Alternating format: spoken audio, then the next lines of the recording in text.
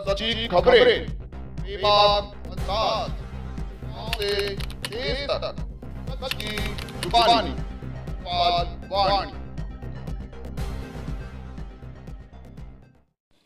मकराड़ा विधानसभा क्षेत्र के अंतर्गत आने वाले राजस्व ग्राम बिल्लों में आज बुधवार को ग्रामवासियों ने मिलकर वृक्षारोपण कर पर्यावरण संरक्षण का संकल्प लिया।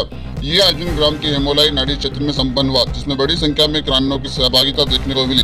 कार्यक्रम में ग्राम सरपंच परमाराम कुर्डिया, जिला परिषद सदस्य बंसीलाल साकला, महावीर पुरोहित, महिपाल, राजेंद्र, उगमाराम, सीआर टोलिया, शांताराम, जितेंद्र शर्मा, किशन जुनाबा, सुमित एवं प्रेमराज पारिक सहित कई गणमान्य ग्रामीण जन उपस्थित हुए।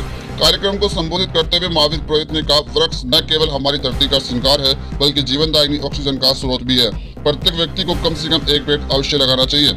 उन्होंने आमजन से अधिक वृक्षारोपण कर आने वाली पीढ़ियों के लिए स्वस्थ और हरा भरा पर्यावरण देने का आग्रह किया। चौपाल वाणी से सौरभ खंडेलवाल की रिपोर्ट।